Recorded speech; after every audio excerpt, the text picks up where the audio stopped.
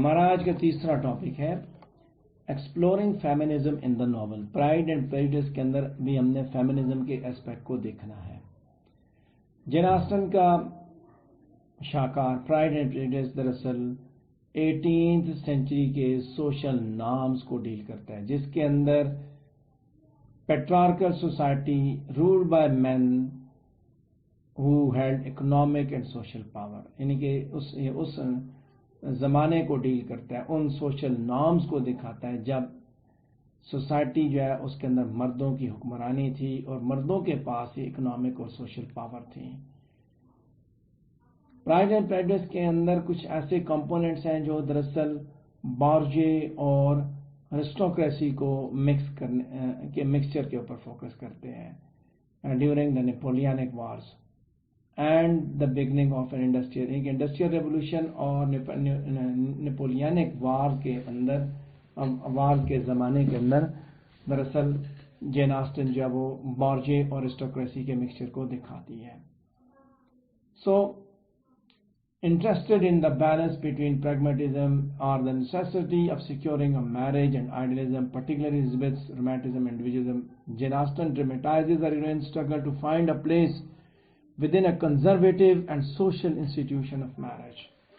دیکھو میں نے جیسے بات کی کہ اس زمانے میں جب مردوں کی حکمرانی، مردوں کی سوشل پاور ہے، اکنامک پاور ہے، طاقت ہے مردوں کے اندر، مرد اتنا مضبوط، اتنا مرد نے عورت کو اتنا دبا کے رکھا، اصل میں طاقت نہیں ہے بلکہ عورت اتنی پس رہی ہے، اتنی دبی ہوئی ہے.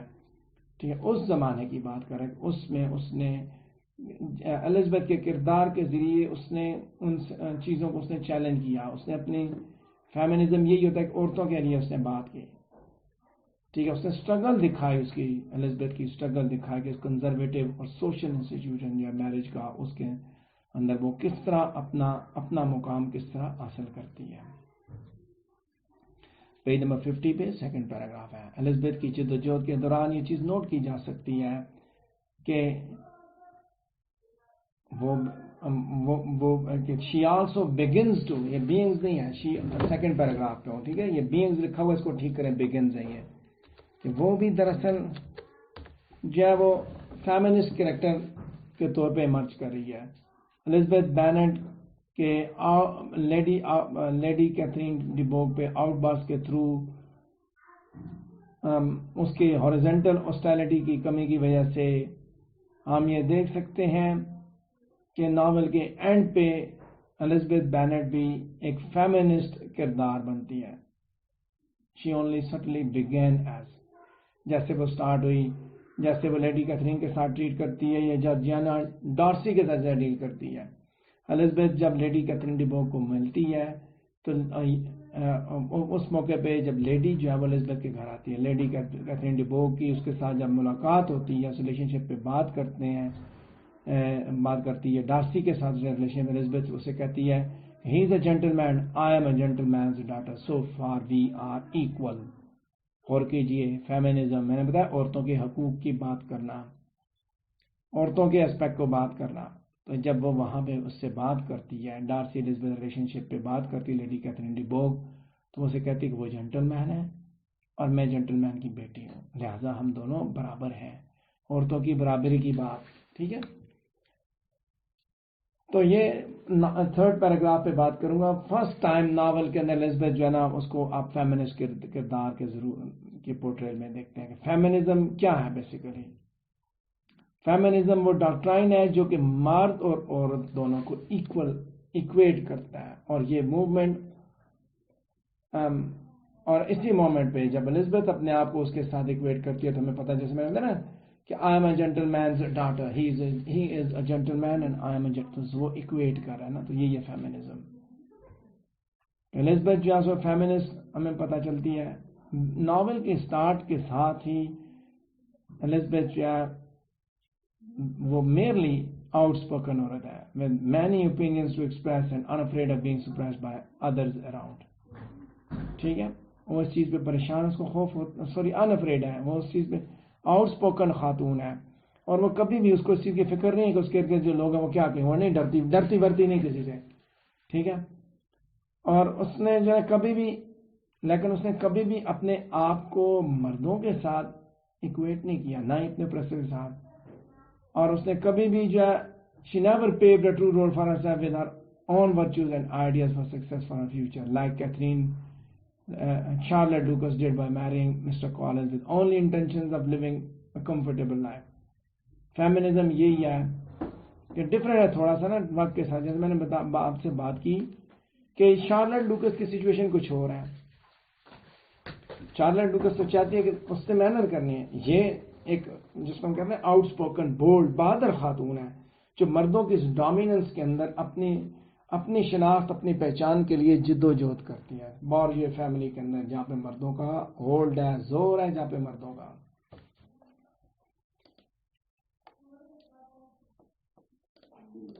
فورتھ پیراگراف پہ ہوں کہ شارلٹ جو ہے اس کو آپ ایک فیمنسٹ کی صورت میں اس کو بھی دیکھ سکتے ہیں انسٹیڈ آف الزبتھ پہلے چیپٹرز کے اندر، کیونکہ وہ بھی فرم ڈیسیژنز لیتی ہے.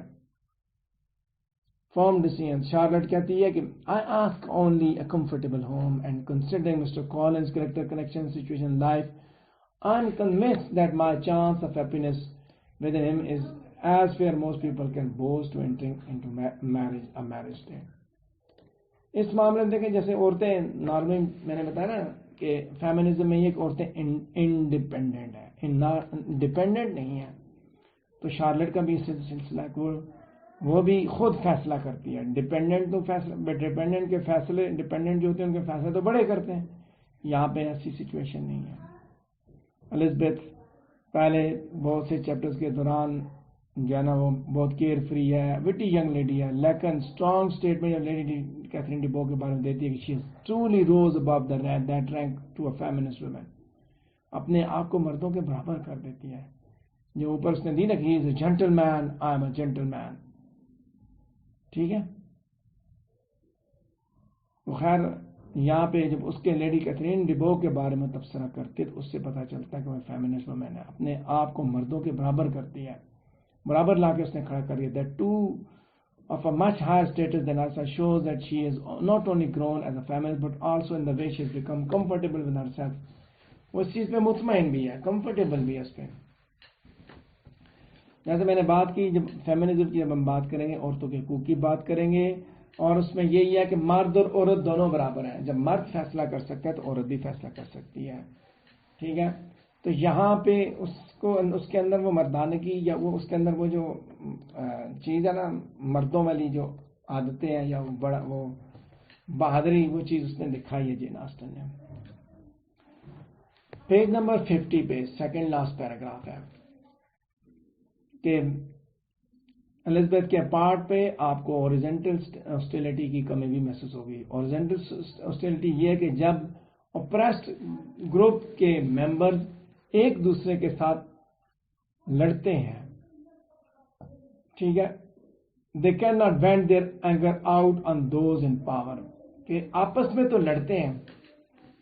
ہارزنٹل ہاسٹیلٹی یہ ہے کہ الزبتھ کے پارٹ پہ ہارزنٹل ہاسٹیلٹی نہیں ہے کہ جب آپس میں پریس گروپ کے لوگ آپس میں لڑتے ہیں تو پھر ٹکا کے لڑتے ہیں. کیوں؟ اور جب وہ ان کے ساتھ لڑتے ہیں جو پاور میں ہوتا ہے تو وہاں پھر وہ وہاں لڑائی نہیں کرتے. Went there anger out on those in power. کہ جب وہ آپس میں لڑتے ہیں تو وہ دراصل ان کے بارے میں اپنے غصے کا اظہار کر رہے ہوتے ہیں جو پاور میں ہوتے ہیں. لیٹ 18th سینچری اور 19th سینچری کے اندر اپریسر جو ہے وہ عورتیں ہی ہوتی تھیں اور اپریسر جو ہے وہ مرد ہوتے تھے، اور خاص طور پہ ہائر کلاس کے مرد اپریسر ہوتے تھے. عورتوں کو کموڈیٹیز کے طور پہ ٹریٹ کیا جاتا تھا، ان کو ویلیو کم دی جاتی تھی. لہذا اوریزنٹل ہاسٹیلٹی جو ہے وہ ان کے اندر موجود تھی. عورتیں نارملی جو ہے نا وہ ایک دوسرے کے اوپر اپنا غصہ اور اپنے جو اینگر ہے وہ اس طرح نکالتی، ماکنگ، ٹانٹنگ، بلٹلنگ اور بیک بائٹنگ ایک دوسرے کی کر کے ہی اپنا وہ جو اپنے جو غصہ ہے اس کا اظہار کر دیتی تھی. جو ان کے اندر جو غصے کی نفرت کی سچویشن ہوتی تھی اس کو اسی طرح ایک دوسرے پہ کر کے گزارا کر لیتے. الزبتھ مختلف سچویشن سے گزرتی ہے جس میں وہ ہارزنٹل ہاسٹیلٹی دکھاتی ہے اگینسٹ ہر فیلو ویمن. مثال کے طور پہ دیکھو ہارزونٹل اسٹیلٹی پاور والے کے ساتھ نہیں بولنا. یہاں پہ جو ہے نا الزبتھ جو کہتا ہے کہ Elizabeth goes through various situations which she can show, اس ایسے حالات سے گزرتی ہے کہ جہاں پہ وہ ہاسٹیلٹی دکھا سکتی ہے فیلو ویمن کے بارے میں. مثال کے طور پہ جب مس بنگلے جو کہ ڈارسی میں بہت انٹرسٹڈ ہے, ٹھیک ہے, اور وہ اس کا ایٹیچیوڈ ڈارسی کی کیوریاسٹی الزبتھ کے بارے میں دیکھتی ہے تو وہ الزبتھ کو ناپسند کرنا شروع کر دیتی ہے اور وہ اس کے فلاز کے بارے میں بات کرنا چاہتی ہے, اس کی خامیاں بتانا شروع کر دیتی ہے. تو اس نفرت کے ذریعے یعنی کہ الزبتھ کے بارے میں جو ہے نا وہ الزبتھ کے بارے میں جو نفرت ڈارسی کی بہن جو الزبتھ مس بنگلے جو نفرت کا اظہار کرتی ہے یا جو وہ دکھاتی ہے, وہی میں نے جیسے بات کی کہ بیک بائٹنگ, تو اس کے ذریعے آپ دکھا سکتے ہیں کہ ایک عورت کی دوسری عورت کے اوپر ایزیلی پٹ ہر اینگر آن اندر وومن اور بیک آن مس بنگلے, جیسے میں نے بات کی بیک بائٹنگ, تو وہ ڈائریکٹ اس کے اوپر تو نہیں کر سکتے نا. میں نے بتایا کہ اوپریسر اینڈ اوپریسڈ, تو عورتیں کسی بھی زمانے کی ہیں کسی بھی اس کی ہیں تو وہ اوپریسڈ ہیں, جبکہ مرد اپر کلاس کا ہائر کلاس کا وہ اوپریسر ہے, صرف وہ اوپریسر ہے, باقی اوپریسر نہیں ہے. تو اس نفرت کے ذریعے یعنی کہ she chooses not to and instead hates her oppressors directly. مثال کے طور پہ لیڈی کیتھرین ڈی بوک پہ جب آؤٹ بس کرتی ہے تو بجائے اس کے کہ وہ سچویشن میں سے نکلے, ٹھیک ہے, بلکہ وہ اپنے سسٹرز کے اوپر یا اپنے دوست کے سہیلیوں کے اوپر وہ غصہ نکالتی ہے. تو ہارزونٹل ہاسٹیلٹی نہیں ہے. میں نے جیسے بات کی ہارزونٹل ہاسٹیلٹی یہ ہے کہ مطلب جس کے ساتھ مسئلہ ہے اس کے ساتھ اس کے اوپر غصہ نہیں کیا, آپ سے جو کلاس میں اپر ہے اس کے ساتھ اگر آپ کو کوئی ڈفرینسز ہے اس پہ غصہ کرنے میں ساتھ والے کے ساتھ وہ سارا سلسلہ کر دیا. جیسے نہیں ہوتا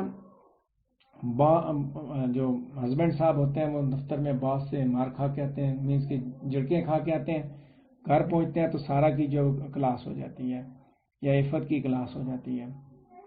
لیکن اب جو جاب کرنے والی خواتین ہیں وہ بھی ویسے بڑی تیز ہوتی ہیں, وہ تو جب گھر پہنچتی ہیں تو وہ پھر ہسبینڈ کی کلاس لیتی ہیں. I am just joking. بات یہ کرو کہ جب وہ ہسبینڈ صاحب آفس سے جھڑکیں کھا کے آتے ہیں گھر میں, چونکہ وہاں پہ وہ اپر کلاس والے سے رگڑا کھا کے آتے ہیں, یہاں جو وہاں وہ خود اوپریسڈ ہوتے ہیں, یہاں گھر میں جا کے وہ اوپریسر ہوتے ہیں, لہٰذا گھر میں پھر وہ بھی اسی طرح کی ہارزونٹل ہاسٹیلٹی دکھاتے ہیں. وہ یہ ہارزونٹل ہاسٹیلٹی ہے کہ وہ اپنے سے نیچے والے کو دباتے ہیں, ٹھیک ہے. تو ساتھ والا کہ وہ مرد کو واپس نہیں ملتا, اس طرح کر کے نہیں ملتا. اسی پیج پہ پیج نمبر 50 پہ لاسٹ پیراگراف پہ بات کروں گا کہ جو الٹیمیٹ مومنٹ جس بک میں